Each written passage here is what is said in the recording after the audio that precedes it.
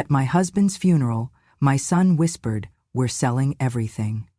The lawyer smiled, then pulled out the updated $51.00 will with my signature. As I dressed that morning, Elise, my granddaughter, peeked into the room. She was shy, only 12, clutching her school bag. "Grandma, it's cold," she whispered. I took the woolen scarf I had knitted months ago and wrapped it gently around her neck. She blushed, murmuring a soft "thank you" before running off. I smiled, not knowing then how much that small moment would return to me. The church smelled faintly of lilies and old wood, the kind of smell that clings to grief and memory. The casket was closed, polished mahogany with brass handles, my husband's name engraved in small gold letters. I sat in the front row, my black dress plain and without lace, my hands folded around a worn handkerchief I had carried for decades. At 76, my back bent slightly, but I sat as tall as I could. I was not there to collapse. I was there to say goodbye to the man I had loved since I was a girl. The choir hummed softly, the organ filled the silence with notes heavy as stone, and still I felt the eyes of my own family shift toward me like daggers in the dark.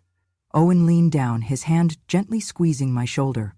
"Don't worry, Mother," he whispered, just loud enough for me to hear. "We'll take care of everything from now on. You don't need to burden yourself." What I did not know until later was that Owen had been drowning in private debts for years. Reckless loans, failed investments, hidden contracts. My husband had quietly covered for him more than once. Now, with his father gone, Owen's desperation spilled out like blood from an old wound. The funeral was not the cause, it was only the excuse. Victoria added with a practiced smile for the mourners, "Yes, Mama Bellezza, you should rest. Leave all the decisions to Owen, he's the head of the family now." Their voices were sweet as honey, but I caught the glint in their eyes, the kind of sweetness that hides venom. Her laughter was sharp, a dagger disguised as music. Then she raised her finger, pointing it straight at me in front of the mourners. "Keep your mouth shut if you know what is good for you. Otherwise, get out of this house. And do not ever dream of seeing the children again." The air thickened. I looked at the faces around me. My relatives, my neighbors, the people who came to honor my husband. Not one spoke. Not one came to my defense. They turned their eyes downward, into their laps, into the hymnals, anywhere but into mine. It was easier to pretend they did not hear. It was easier to let silence become complicity. My hands trembled slightly, not from fear, but from the storm rising quietly inside me. I pressed my knuckles together to stop the shaking. My husband lay not 10 feet from me, and already the wolves were circling. My son's voice, cold and greedy, still echoed in my mind. "We're selling everything, as if my life were a ledger, and my years nothing more than numbers he could erase." The priest's voice droned on, but I barely heard him. I remembered the mornings I woke before dawn to make Owen's breakfast. The nights I stayed up sewing clothes so he would not be mocked at school. The way I had sold my own mother's jewelry to pay for his college textbooks. He was standing there in a suit I had helped choose when he was 18, smirking at me as if I were already dead. Victoria shifted beside him, her heels clicking against the wooden floor, her perfume sweet but suffocating. She leaned closer, her words meant to cut. "You are nothing but a shadow in this family. Do not mistake tolerance for love. You were useful when you cooked and cleaned. Now you are just in the way." She squeezed Owen's arm and smiled, a smile practiced for charity luncheons and photographs, but her eyes glinted with venom. I sat motionless, my face calm. That was always my way. They thought silence meant weakness. They never understood that silence could also mean memory. Every word they spat at me, every insult, every betrayal, I stored them like stones in a riverbed. Heavy, cold, waiting for the day the current would change, the choir began another hymn. I mouthed the words, though my throat was dry. Around me, people dabbed their eyes with tissues, murmured prayers, and whispered about how tragic it was. But tragedy is not just death. Tragedy is being alive while your own blood marks you as disposable. Owen leaned back again, this time without lowering his voice enough. "Peter, this. We will meet with the lawyer. Everything will transfer quickly. Mother has no say. She is just a signature, and we can get that if we need to." His eyes were flat, calculating. He did not see me as a mother. He saw me as an obstacle, a piece of paper standing between him and fortune. I felt the words burn into me, but I refused to flinch. I kept my hands folded, my head high. Inside, though, something shifted. A cord that had tied me to patience and silence snapped. They believed they had cornered me, that I would go quietly, humiliated, stripped of dignity. They did not know the woman they had tried so hard to erase. The hymn ended, the organ's echo fading into silence. The priest invited family to speak, but Owen shook his head, and Victoria waved him off, as if their grief were too heavy. Yet I saw no grief in them, only hunger, only greed. I stood slowly, surprising even myself. My knees ached, but I straightened my back and walked to the coffin. I laid my hand on the polished wood, whispering a farewell no one else could hear. My husband had trusted me. He had known me, and though the world tried to diminish me, his faith in me still lived in the documents they had not yet seen, in the truth waiting beneath the lies. When I turned back, Owen's eyes narrowed, Victoria's lips tightened. They expected me to collapse, to slink away. Instead, I walked past them with calm steps and returned to my seat. I said nothing, because sometimes silence is louder than rage. But in that silence, I made my promise. This humiliation, these words, this day, it would not be forgotten. It would be remembered, carried, and one day it would be returned to them, sharper than the blade they had tried to put into my back. No one defended me that day.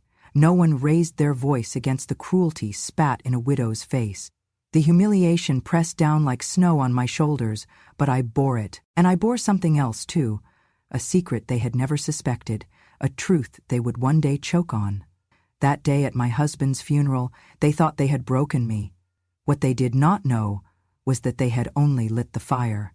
I remember the years when my hands did not tremble, when they were strong enough to hold blueprints, circuit boards, and soldering irons. In the 1970s, when most women were told to sit quietly in kitchens, I was building something else. Systems that could think, machines that could move without a hand guiding them. Early designs in automation that would later reshape entire industries. My name was never on the patents, of course. I worked in dimly lit labs, in factories thick with grease and metal shavings, while men in pressed suits signed the papers and smiled for photographs. I was the mind in the shadows, and for a while I was content because I believed the work itself mattered more than recognition. But then came my husband Henry. He was not cruel in the way Owen and Victoria are, not openly. He was simply traditional, bound to ideas that men worked and women served. He insisted it was not appropriate for a wife to spend long nights in factories or travel for installation projects. He said, "Beletsa, you should focus on Owen. Children need mothers more than machines need operators." And I gave in. Not because I agreed, but because my heart told me that if I let Owen grow up without me, I might regret it more than losing any career.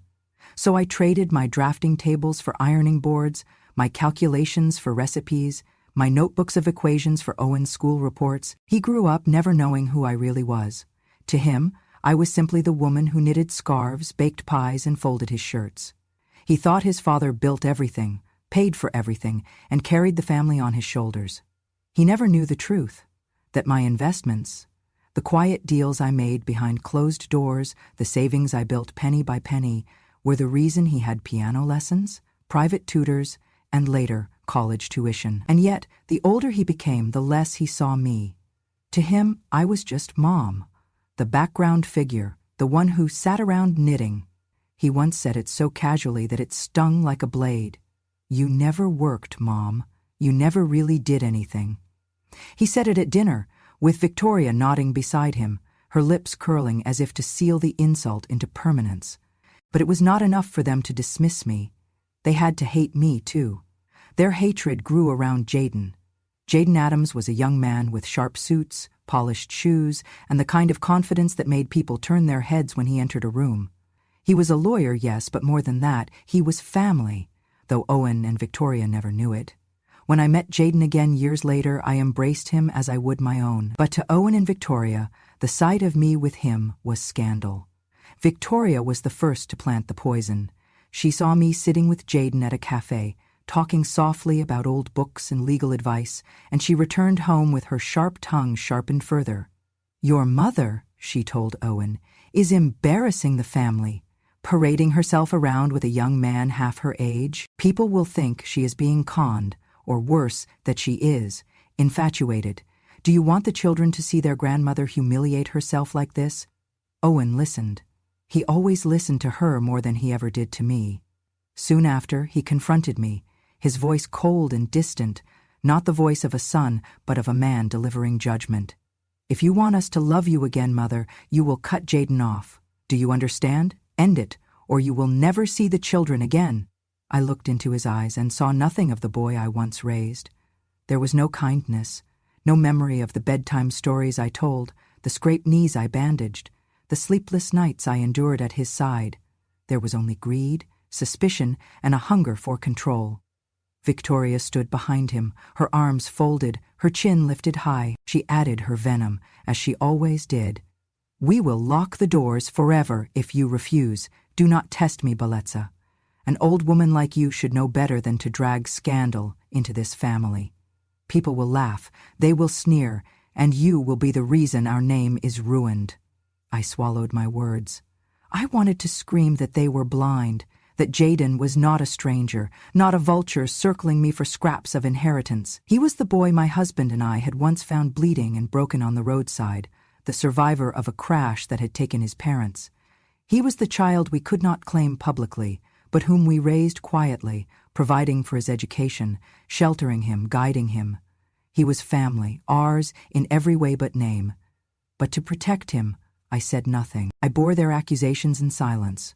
My quiet became the shield that hid the truth, and in their eyes that silence made me guilty. Guilty of impropriety, guilty of shame, guilty of being a fool taken advantage of. The cruelest part was the double standard.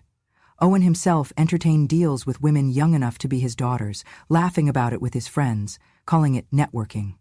Victoria spent obscene amounts on clothes and jewelry, all the while calling me wasteful in oyster ways if I bought a new book or a skein of yarn.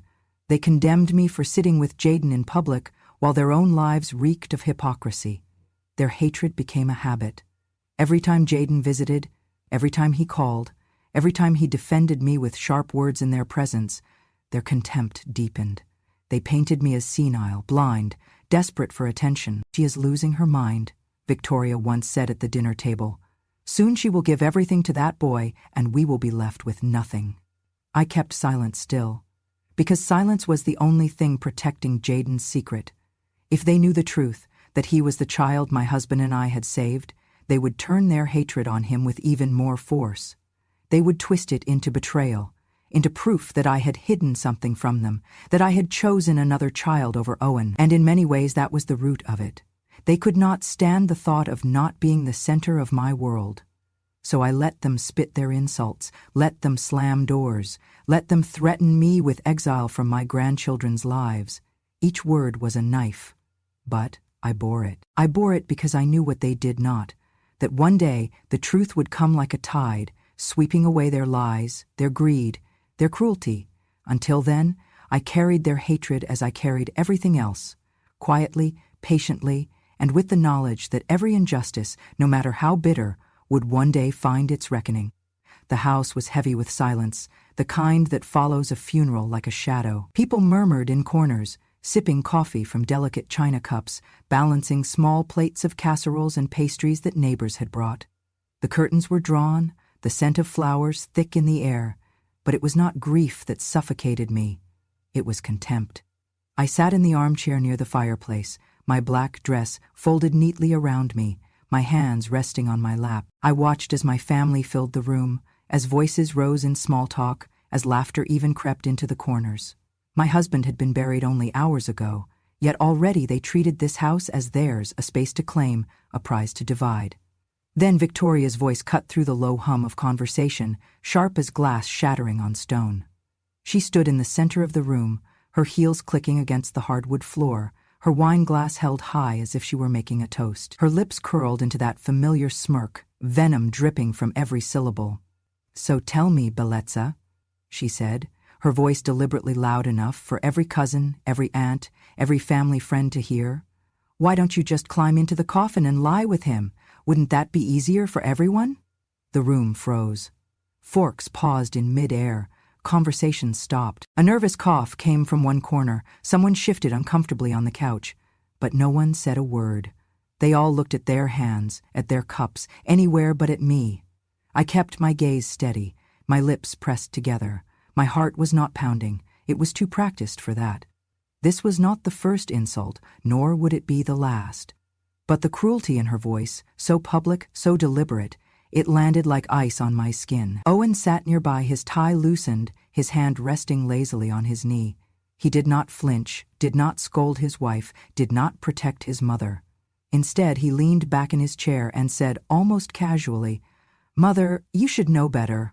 Let us handle things. We will take care of everything. You do not need to involve yourself." His voice carried authority, the tone of a man who believed he owned the room, the future, even me. It was not advice. It was dismissal.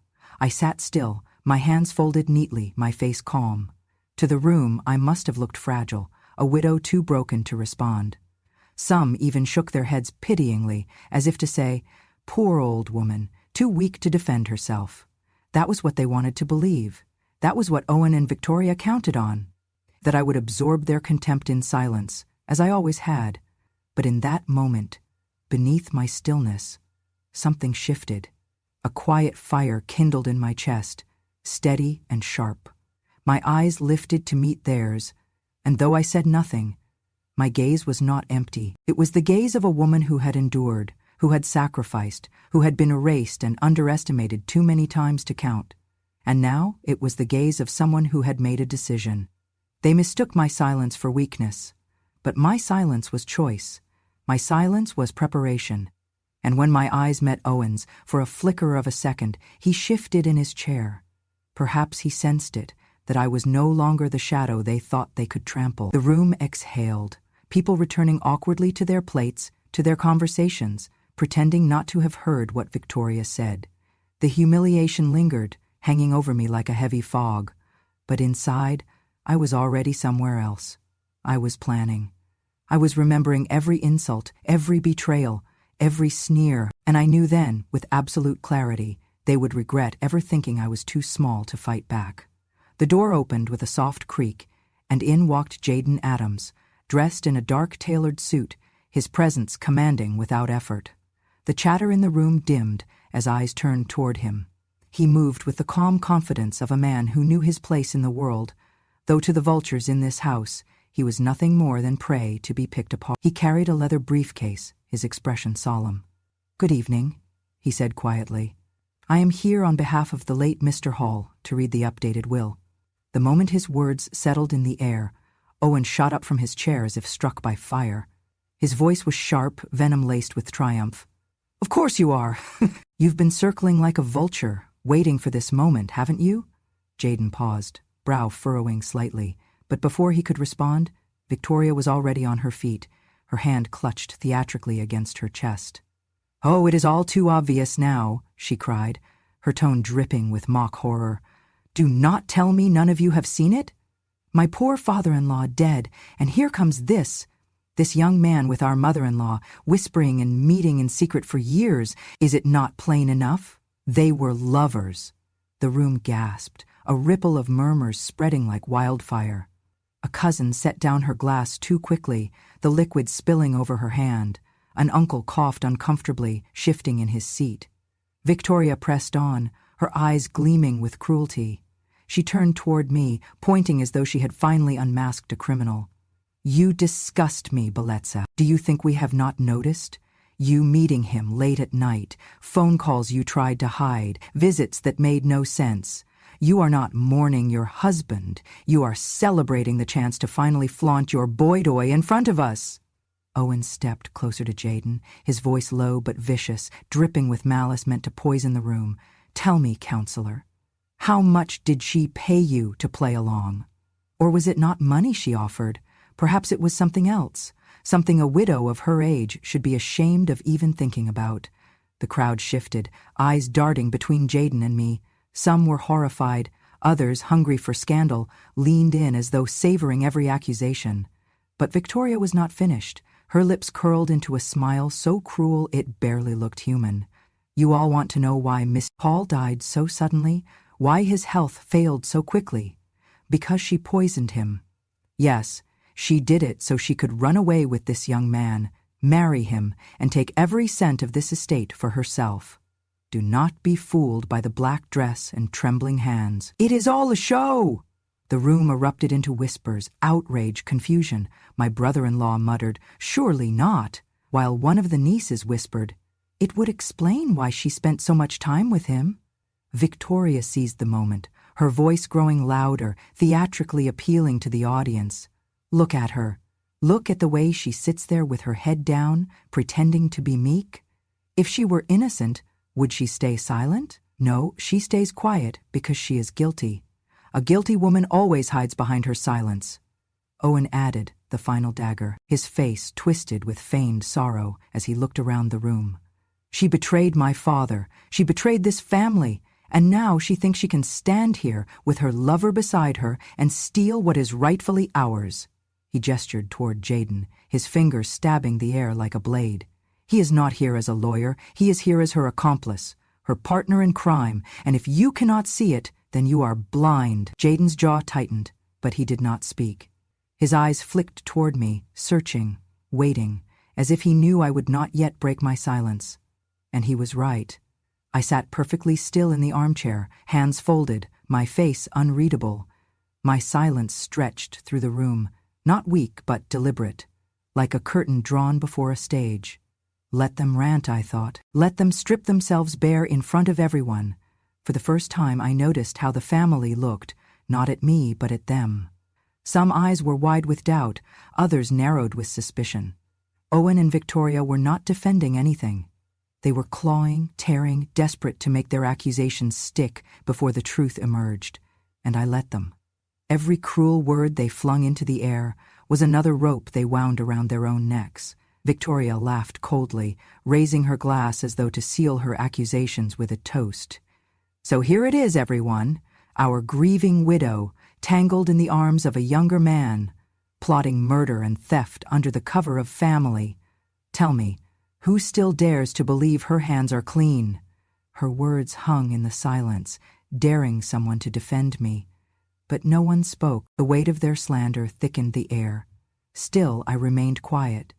My eyes met Jaden's for only a second, and in that second, I knew he understood. This was not the time for defense. This was the time to watch them reveal the full depth of their cruelty. When the silence broke, it was not with my voice. It was with theirs, accusing, spitting, unraveling themselves in front of every witness in that room. And I knew, as surely as I had ever known anything, that their downfall had just begun.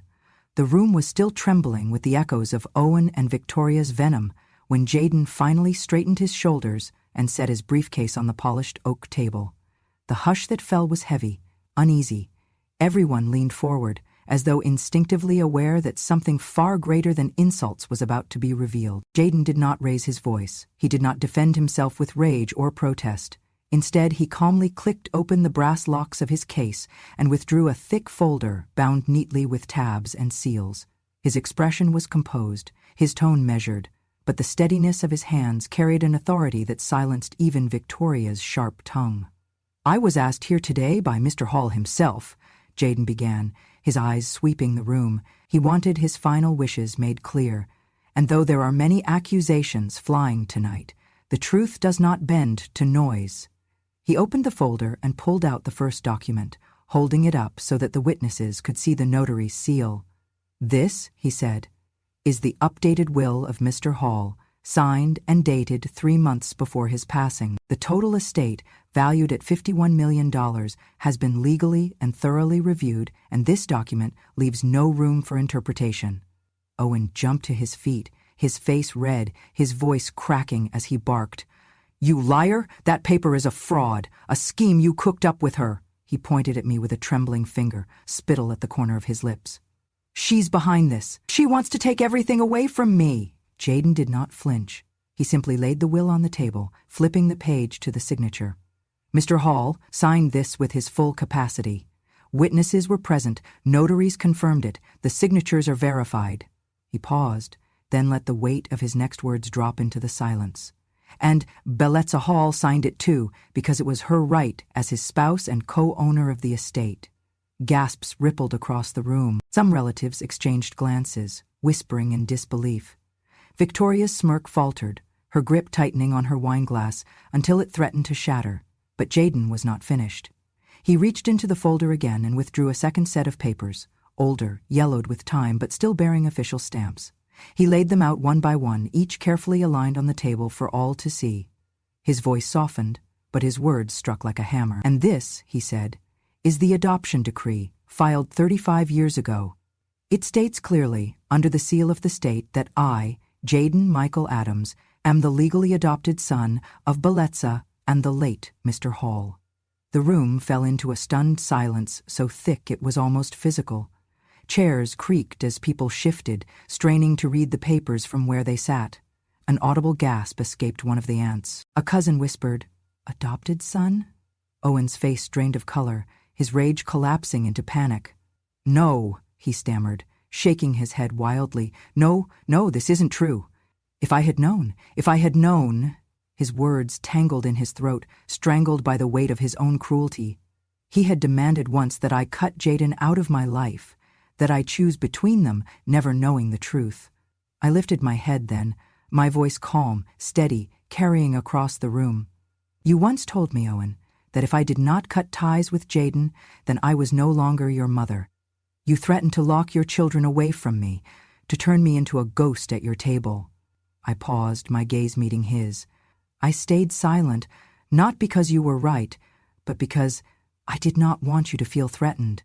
I thought if I kept this truth hidden, you might still find kindness in your heart.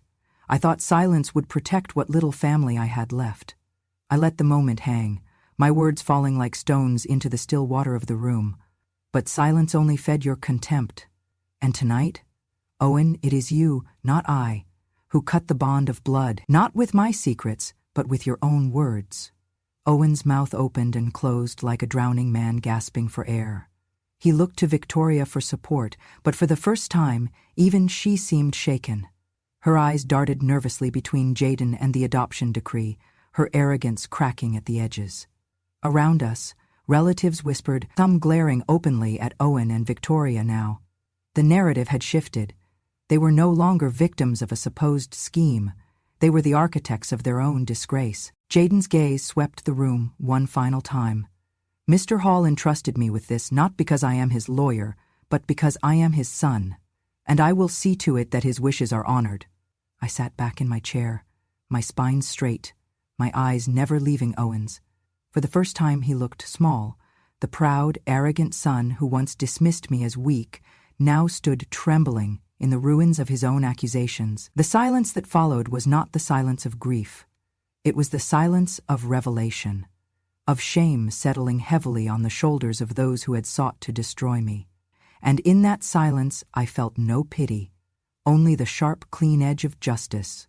The air in the room grew thicker, charged with the kind of tension that makes every breath feel stolen. Owen stood frozen in place, his jaw trembling with unspoken rage. Victoria shifted beside him, her hand clutching his arm as though to steady him, but her knuckles whitened with panic. Jaden did not allow the silence to soften. Instead, he opened his briefcase once more, his movements precise, deliberate, almost surgical. "There is more," he said, his voice calm, carrying easily over the hush. He pulled out a thin stack of papers, each clipped neatly with official seals and signatures. "Documents your father left with me, not just the will. Evidence he wanted preserved, in case Owen ever betrayed the trust he placed in him." Owen's face twitched, his bravado faltering. "You're bluffing," he spat, but his voice cracked at the edges. Jaden laid the first contract flat on the table, sliding it toward the relatives who crowded closer to see. "This," he explained, tapping the header, "is a loan agreement signed by Owen Hall 5 years ago. A private debt, hidden from his family, secured by collateral he had no right to use, the estate that belonged to both his parents. He forged his father's initials on several of these pages. The lender eventually threatened to expose him, but Mr. Hall quietly paid it off to protect the family's name." Gasps broke out like gunfire around the room. An uncle muttered under his breath, "God Almighty," An aunt raised her hand to her mouth. Another cousin shook her head in disgust. Jaden's eyes moved deliberately to Owen. You gambled away your father's trust. You risked the home you claimed to care about, and you forced your dying father to clean up your mess in silence. Owen's eyes darted wildly around the room, searching for sympathy, but none came. He raised his hands, stammering. It was temporary, business risk. Every man does it. He would have wanted me to, but Jaden was not finished. He reached again into the folder, producing several printed pages. Emails. He lifted the first sheet and began to read aloud, his voice steady, word for word, from Victoria Hall to Cassandra Lane. He looked up briefly, then continued. Sometimes I wonder why I even bother being polite to her. Bellezza should know her place by now. She is old. She is irrelevant. And when Owen and I take everything that's left, she'll finally be where she belongs, on the street. Let her knit scarves in the gutter. That's all she's good for. The words struck the room like lightning. Gasps gave way to outright fury. One cousin stood, glaring at Victoria. How could you write something like that? Another aunt snapped. She took you in, treated you like her own, and this is how you repay her? Victoria's face flushed deep crimson, her composure crumbling. It was just a joke between friends. Nothing more. But Jaden held up another page. From the same account. Dated 2 months ago. When Mr. Hall dies, everything will finally be ours. Bellezza can cry all she wants, but once she's out of the way, we'll sell everything. House, land, heirlooms. She has nothing left to bargain with. An old widow deserves nothing. The room erupted in a chorus of disgust. Words like shameful, vile, and snake hissed through the crowd. Some relatives rose from their chairs, pointing accusing fingers at Owen and Victoria, voices shaking with outrage. The mask Owen had so carefully worn for years, the dutiful son, the loyal husband, shattered before them. He looked smaller now, diminished, cornered. This is slander, he shouted, his voice desperate. You all know me. I have been the one taking care of this family's name. It's business. This is a conspiracy. But the relatives no longer believed him. Their eyes turned cold. One of the uncles, who had always spoken proudly of Owen, now muttered, You're no son of this family. You're a leech. Victoria's desperation broke through in a shriek. You're all blind. Do you not see? This is her doing. That old witch has poisoned all of you against us. She's been plotting this for years. She turned toward me, venom spitting from her eyes.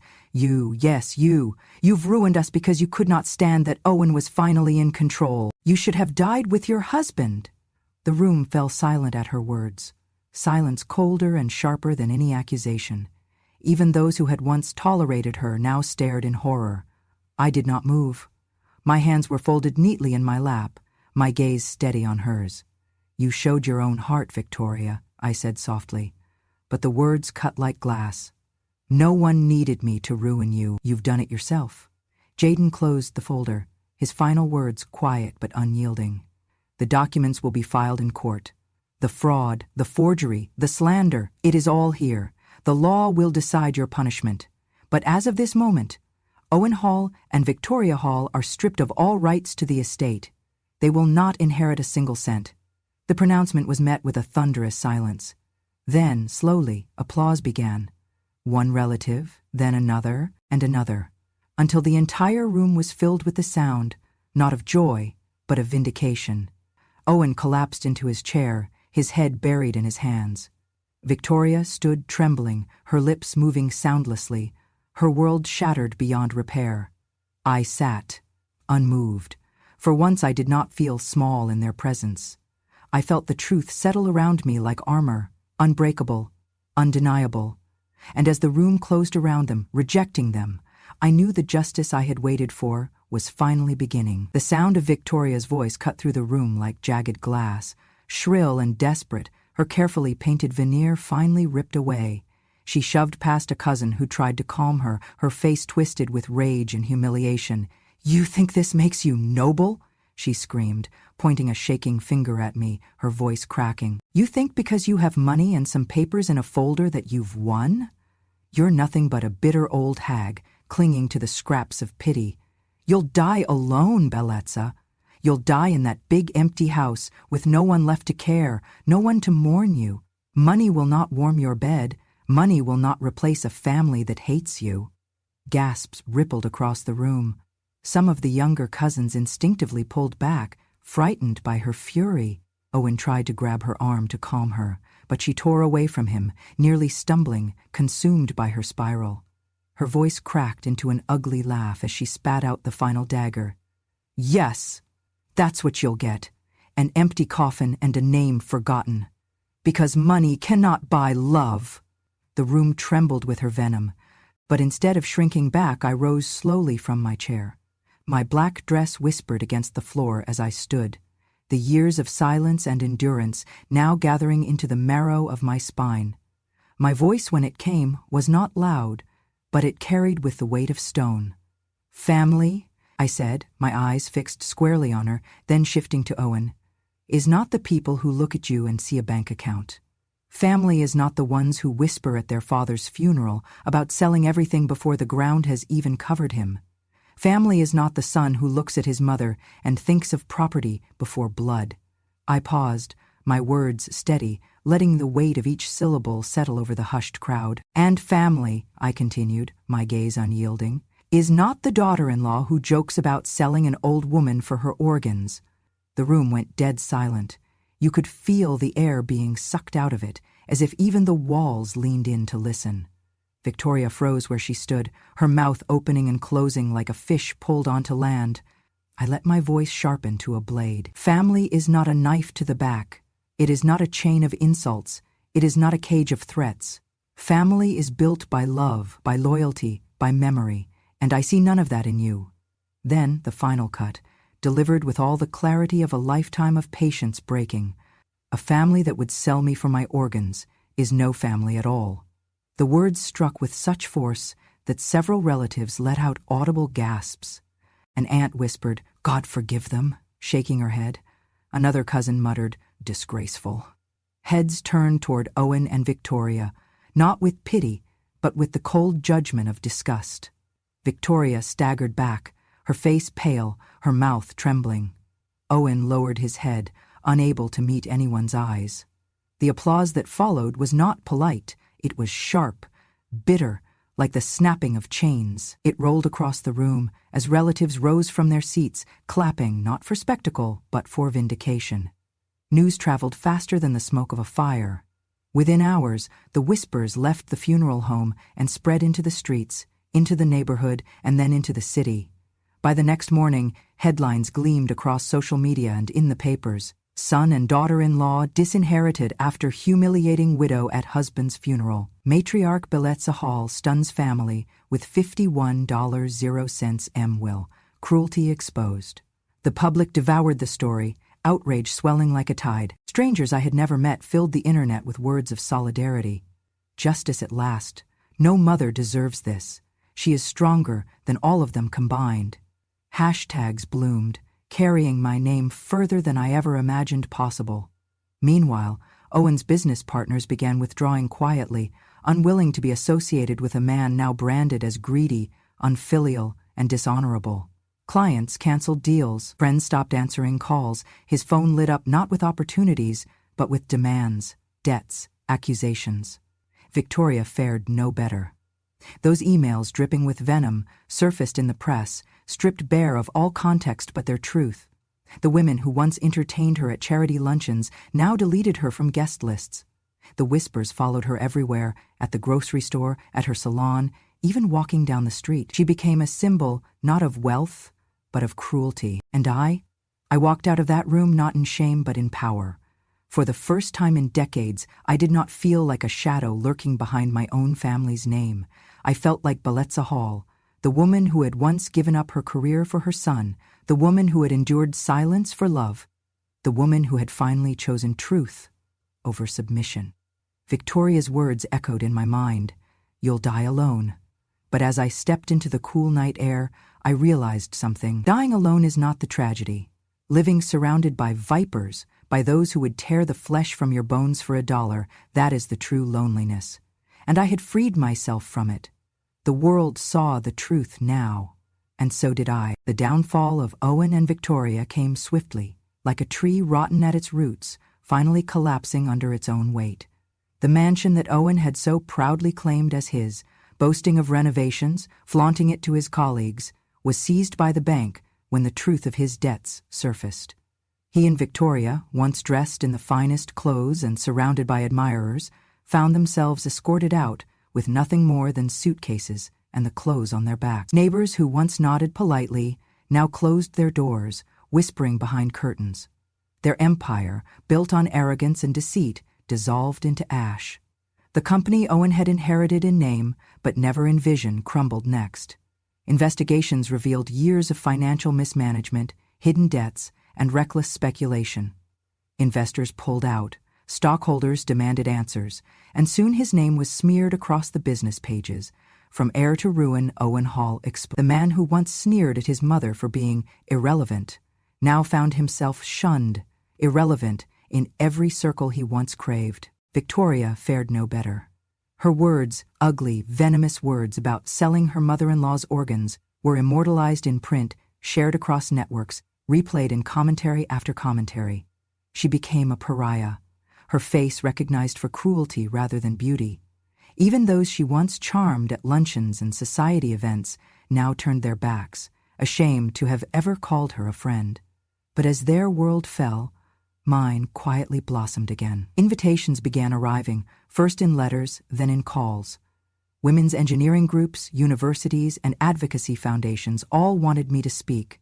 "Tell us your story," they said. "Show us the strength that lived in the silence." Months after the funeral, I stood before a hall filled with young women, their notebooks open, their eyes alight. It was the annual Silent Women Engineers Conference, a gathering to honor those who had been written out of history. My name was called, and I walked slowly to the podium. Behind me, projected larger than life, was an image I had nearly forgotten, myself in my 20s, standing at a chalkboard, scrawling equations late into the night while colleagues looked on. The caption beneath read, "Bellezza Hall, the hidden hand behind automation advances, 1974. For a moment, my breath caught. All the years of being told I was invisible, irrelevant, a burden, swept away by that single photograph restored to its rightful place. I spoke that day not of bitterness, but of truth. They told me my work did not matter because my name was not on the paper. They told me my silence was expected, my sacrifice ordinary. But I tell you, there is nothing ordinary about building something that lasts, and there is nothing silent about the truth once it rises. When I finished, the applause thundered through the hall. For the first time in decades, I felt not erased, but written back into the story. The recognition grew. The National Institute of Engineering commissioned a portrait of me for their Hall of Legacy. I stood before it at the unveiling, watching my younger self immortalized in oil, scarf around my shoulders, chalk still in hand. Beneath it, carved into stone, were the words, "She was silenced, she endured, she built, and she remains." Jaden worked tirelessly alongside me, though he insisted on staying in the background. He had taken the inheritance left to him and used it not for himself, but to build the Hall Foundation for Future Engineers, a scholarship program for women and underrepresented students in science. "Your legacy should be a doorway," he told me, "not a monument." And so, the doorway opened. Yet the sweetest moment came not from the stage, nor the headlines, but from a small envelope slipped under my door one spring morning. The handwriting was clumsy, childlike, but instantly recognizable. It was Elise, my granddaughter, Owen's daughter. Inside was a folded note, written in pencil. "Grandma, your scarf made me feel brave, thank you." I remembered that morning at the funeral, when she had blushed as I tied it around her. My scarf had lived on her shoulders, but also in her heart. I pressed the paper to my chest, tears welling but not from sorrow, from something gentler, something healing. I framed that letter and hung it above my desk, where the morning sun could touch it each day. It was proof that not all was lost, that even in poisoned soil, a single flower could grow. As I looked at that note, I thought of Victoria's jeers, Owen's cold dismissals, the years of silence I endured, and I smiled, because while they had stripped me of family and name, they could not take from me the truth, nor the love that still lingered in small, unexpected places. And so I say this, not in anger, but in triumph. They once called me invisible, but in the end, it was they who disappeared from the legacy. I remain. I endured, and I have written the story they tried to erase. For the first time, I was not just surviving, I was living. When I look back now, I do not see only the cruelty of my son or the venom of my daughter-in-law. I see the quiet power of truth finally stepping into the light. They tried to sell everything, even my dignity, but in the end, it was their own names that were sold cheaply, cast out and forgotten. I was told I would die invisible, that no one would remember me. But today my work hangs in the halls of the nation. My story is told in classrooms, and my granddaughter wears my scarf with pride. The ones who called me worthless are the ones erased. I remain, and if you have ever been silenced, pushed aside, or treated like a burden, remember this: wisdom does not expire, and the truth will always outlast the lie. This was my true story. There are many more like it, waiting to be told. Subscribe to Grandma True Stories so that every quiet woman finally has her voice heard, and so no one, no matter how forgotten, can ever be written out of history again.